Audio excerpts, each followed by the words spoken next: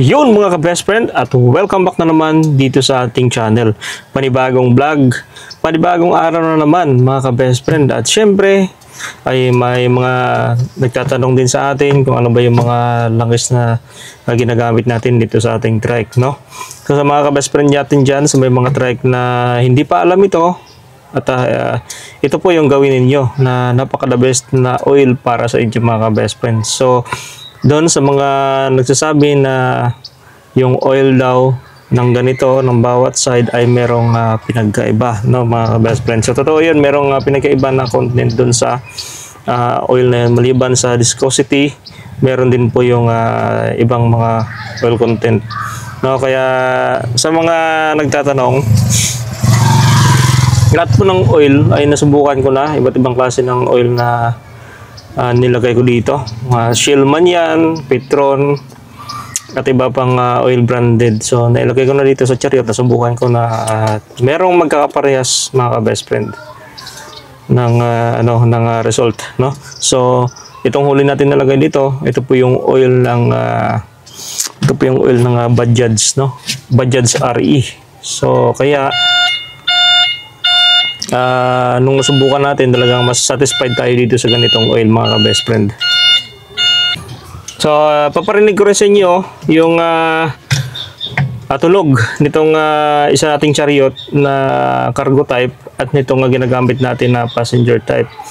Kasi nung napansin ko, meron silang pinagkaiba. So, totally pares naman sila condition at yun na, pero may pinagkaiba sila nung nilagyan natin ito ng ibang oil, yung isa. So yung cargo type kasi iba rin yung oil nun. So yung nabibili lang yun sa mga motorcycle shop din dito sa Tuguegarao. Pero nung na-install natin to, ay merong silang difference na tong dalawang chariot na to pagdating sa andar ng makina, sa minor. Ito may nagbago sa minor nito mga best friend nung pinalitan ng oil. Kaya okay na okay mga ka-best friend. So mamaya paparinig ko sa inyo yung diferensya o yung pinagkaiba ng tunog nito nung ginamit natin na Bajaj RE dito sa passenger type at nung dun sa isang chariot na cargo type. Iba rin yung oil nun. So ayun. So may mga nagtatanong pala sa atin mga ka-best friend.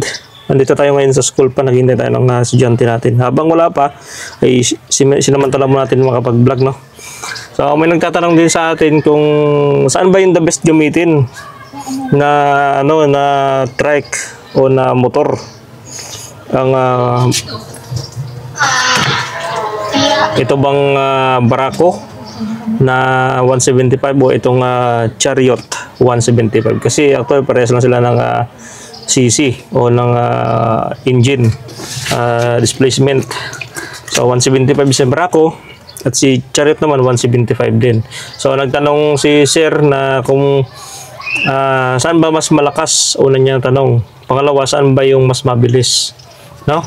So ito, unahin natin si Barako. Ayun mga ka-best friend, si Sir yung nagtanong nito. Si Barako po kasi single po siya nung bibili natin. Ngayon, bibili tayo Barako. Single po natin siya makukuha. At si Barako naman, kung gusto mo siya lagyan ng sidecar, ay pwede siyang lagyan ng sidecar talagang pangpasahero. Side wheel, kumbaga meron siyang side wheel, sidecar dito sa kanan. Kaya, yun. At yun nga lang, kung si Barako yung kukunin natin, malakas din naman si Barako kasi nga ay 175cc at maliban doon na new model na siya ngayon. At yun nga lang, yung side wheel niya, yung sidecar niya medyo limited sa passenger gawa ng malit lang yung yung sidecar natin dito sa atin. Katulad niyan, ayan katulad niya nga ka-Barako. Malit lang po yung sidecar. So limited yung maikakarga diyan. Unlike dito sa Chariot na napakalaki ng maikarga dito mga ka-best friend. At marami kang maikarga. No, kung sasabihin natin na si Barako saan mas malakas ba sa kargahan? Ganyan, kung sa kargahan talaga, Barako versus Chariot. Dito po ako sa Chariot kasi talagang kung kargahan ng pag-uusapan, ay talagang luwang nitong sa likod natin. Talagang marami tayong may karga kasi ito, ang capacity nito mga ka-best friend ay capacity passenger of 8. 4 sa kabila. Pero pagka medyo malalaki, 6 lang po yung capacity nito. So okay na yun. Unlike dun sa tricycle na ilan lang capacity nun at huliin ka pa pagka overload ka. Pero dito ay talagang maraming may karga. So yun po yung difference nitong Rusi Chariot at Barako 175 pagdating sa kargahan. No? Meron pong pinagkaiba. Limited si Barako kung naka-sidecar at si Rusi Chariot naman ay expanded at pwedeng makargahan pa ng marami-rami. And then ito, next question niya, saan po ba mas mabilis? Si Rusi Chariot o si Barako 175? So, iulitan natin yung makina niyan, pares lang yan 175cc. And then ang sinasabi niya kung mas mabilis, siyempre mas mabilis si Barako kung naka-single siya. Mas mabilis din si Barako kung naka-sidecar siya. Well, depende rin sa setup ng sprocket nitong naka-Barako. Na pagka naka-side wheel ka kasi, naka-Barako ka, mabilis din naman, maabot din naman ng 70 kph itong Barako. Actually, yung mga ganyan, naka-sidecar na Barako ay naka-low speed po yung kanilang sprocket. Kaya medyo mabibrate pagka mabilis na yung takbo. So, mabilis din naman si Barako mga ka-best friend. At ito naman, si Rusi Chariot, ang pinaka-top speed natin dito ay nasa 80 kph. Yun na po yung pinaka-top speed ng Rusi Chariot. Itong akin, top speed ko ng 80 kph, wala pong karga. So, malinaw po, walang karga. Top speed nito ay 80 kph. Pag may karga, hindi mo na may sagad ng 80. At kung talagang mabilisan mga ka-best friend, mas mabilis po si Barako. Konti lang naman diferensya. Si Barako, pagka maganda yung setup mo ng sprocket niya, naka high speed, mabilis po yan kasi nga gawa ng magaan lang yung body niya, yung sidecar, magaan lang. Ito kasi napakabigat ng ng body. Ito, marami ka ditong mga tulad ng mga upuan, mahaba yung upuan yan. Tapos dito, mga body cover niya. Ito, mga sa harap niya. Siyempre, yan pa yung load. Niload din yan sa kanyang bigat. Kaya, ayun nga, mga best friends, sana maunawaan mo kung bibili ka pinagpipilian ka ng Barako tsaka Chariot. So, pag-isipan mo muna kung para saan yung bibilhin mong motor. Kung pang negosyo, pwede ito, pasok to si Rusi Chariot. Pero kung talagang pang service lang naman, pang dyan lang sa inyo, ay pwede na po si Barako. Pwede mo masingle na motor, pwede mo rin naman lagyan ng sidecar. So, ito kasi hindi mo pwede masingle, ganito lang talaga siya.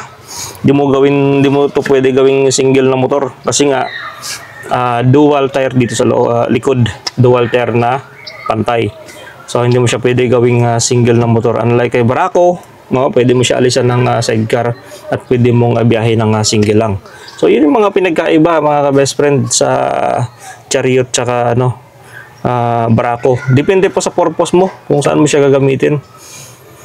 Kaya kung gusto mo naman ng pang passenger, bumili ka ng pang pasahero talaga na trike, So, ayun, mamaya ay natin guys, ay paparinig ko sa inyo yung under ng dalawang Chariot na cargo type at ang passenger type na magkaiba yung langis para malaman ninyo na ganun po yung tunog ng dalawang langis na nilagay natin dito. So, parehas po yung kondisyon, parehas na tune up, parehas lang po yung nung hindi ko pa na-change oil tong isa, pares lang po yung tunog nila, kalakas. Pero nung ma-change oil ko, talagang mayroong pinagbago at diferensya na mga ka-best friend. So, ayun, ano pa nga yung may mga tinatanong pa sa sir doon kung battery operated itong ating Chariot. Hindi po battery operated ang Chariot mga ka-best friend. Kaya tanggalin mo po yung battery dyan, na under pa rin po itong Chariot. Under pa rin po yan. Lang ang mga ilaw niya dito kahit wala pong battery, basta na-kick mo lang kasi may kick ito yan, kickstart lang, under po lahat ng mga ilaw niya, kasi sa mga battery operated, pag walang battery hindi po gumagana itong mga ilaw niya, kaya yun po yung pinagkaiba. Pero si Chariot gumagana po ito kahit walang battery, basta mayroong kickstarter, gumagana po lahat. So ayun, sana nasagot yung tanong ni sir. no? So hanapin ko nga yung pangalan niya dito sa ating sa ating channel. Hanapin natin, guys. So marami kasi siyang tinatanong, siguro bibili din siya ng Chariot or Barako. Kasi hindi ako sa single na motor tapos lalagyan ng sidecar. Mas ayaw ko nun kasi delikado sa delikado pag hindi maganda yung paggagawa, delikado po sa mga biyahe na long distance. So ito si Hasmi pala, Hasmitech. Siya yung mga nagtatanong, guys. Pwede naman gawing operated na yung mga hindi operated na motor, pwede naman po gawing hindi operated na battery. At yun po yung isa sa mga idea na pwede gawin, mga ka-best friend. So yun, papasok na tayo doon. So paparinig ko na sa inyo yung andar ng dalawang Chariot. Ayan, sa video ito papakita ko sa inyo at paparinig ko sa inyo yung dalawang andar nitong Chariot na to. So ito yung passenger type, ito yung cargo type. So yun, papakita ko sa inyo, paparinig ko sa inyo yung andar ng iba't ibang oil. So dito ginamit natin dito na oil ay Bajaj RE na oil. Doon naman sa kabila ay yung ordinaryong oil lang na nabibili sa mga motor shop. Ito yung tunog, guys. Yan, matining yung tunog nitong naka-Bajaj oil.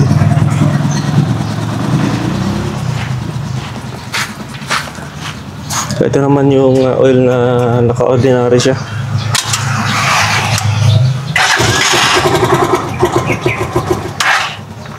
Yan, namamatay-matay. Mababa lang yung minor. So magkaiba yung tunog nila. Ito malakas yung tunog niya.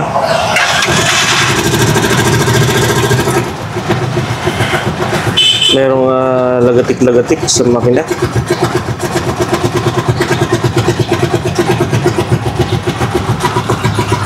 Yan. Ito yung tunog ng ordinary na oil na nilagay dito, yung maintenance oil. Paparinig ko sa inyo.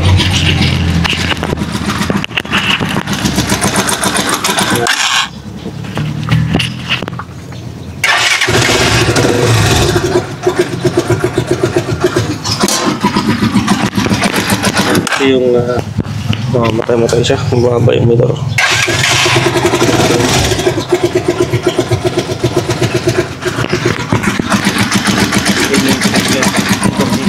Compare dito sa isa.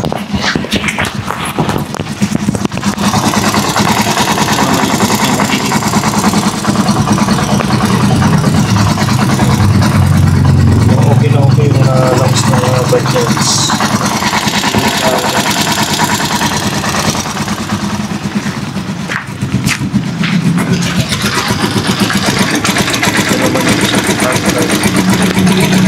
Yun ang pinagkaiba ng dalawang oil.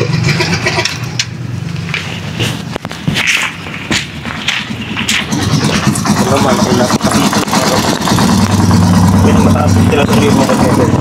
inaasan ko yung motor niya pero matining pa rin. Hindi siya maingay.